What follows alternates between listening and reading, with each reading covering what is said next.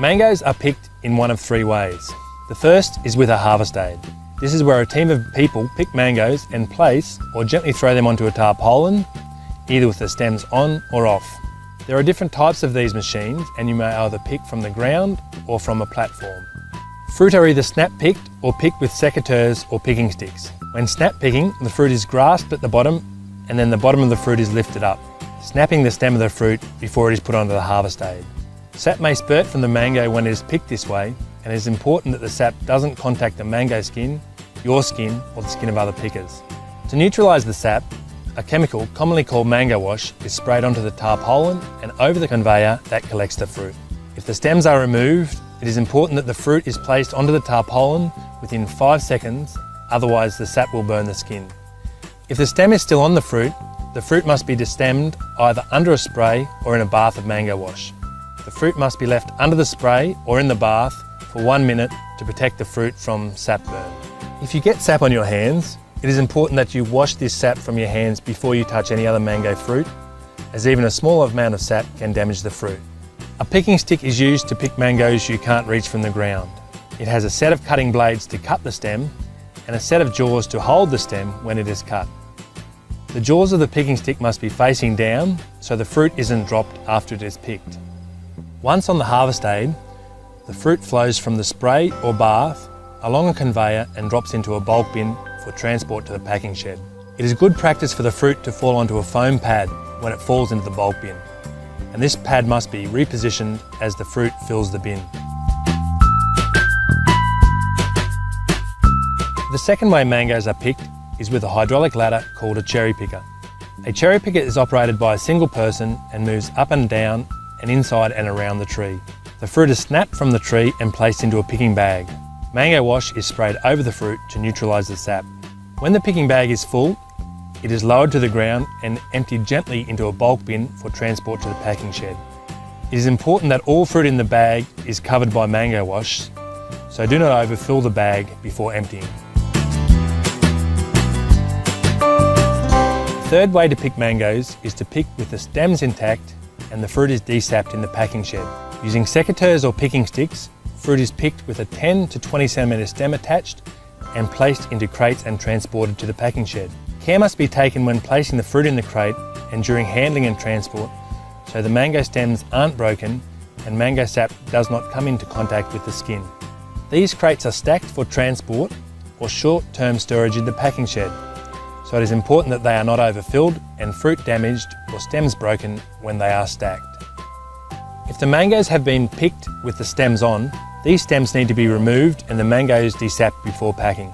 This can be done either through snapping the stems or using a machine which cuts the stem from the fruit.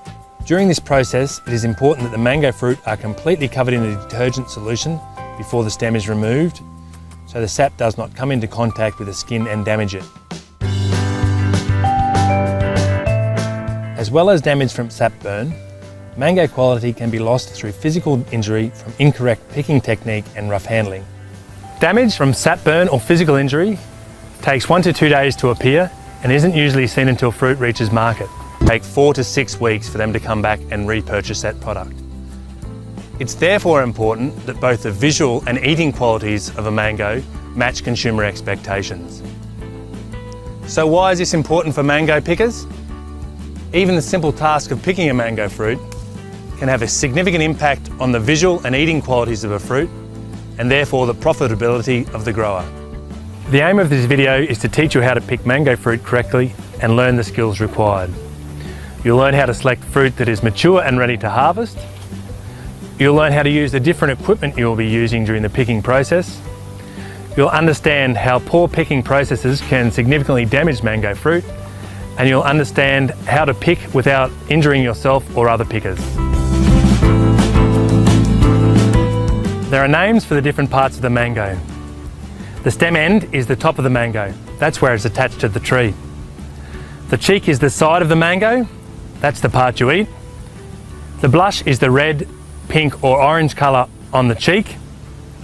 The nose is the bottom part of the mango. You may hear terms like soft nose used when fruit has a defect. And the beak is the pointed part near the nose. Mangoes are picked in a hard green, mature state so they will ripen to an acceptable eating quality and external appearance. At this stage, the fruit is hard and the skin is green apart from the blush. The shape of a mango fruit changes as the fruit matures. The mature fruit on the left is more rounded and oval shaped as opposed to the egg-shaped immature fruit on the right. As the fruit matures, the nose end of the fruit fills out and is smoother and the beak is less obvious. From left to right on this slide, the fruit goes from immature to mature. The beak of the fruit is much more prominent in the immature fruit on the left than the mature fruit on the right.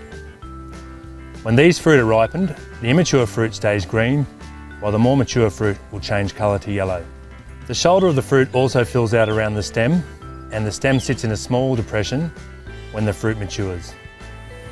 It is important to only pick mature fruit, as fruit maturity can have a significant impact on eating quality of mangoes.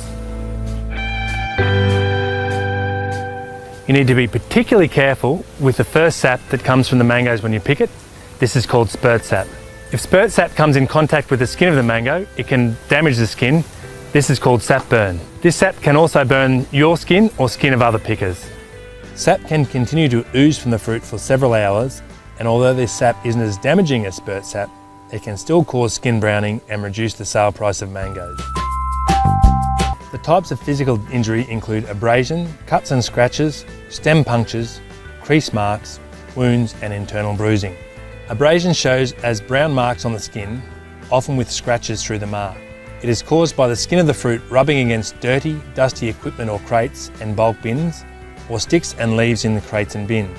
Cuts and scratches occur when the sharp edge of a picking stick or secateurs knock the fruit, or when the fruit scrapes against a twig or a branch as it is pulled from the tree.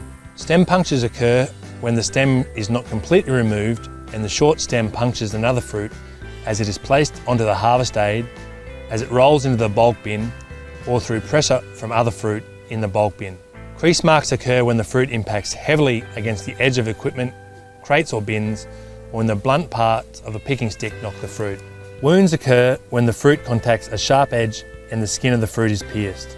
Monitoring of picking crews has shown the effect poor picking practices and rough handling has on physical damage on fruit.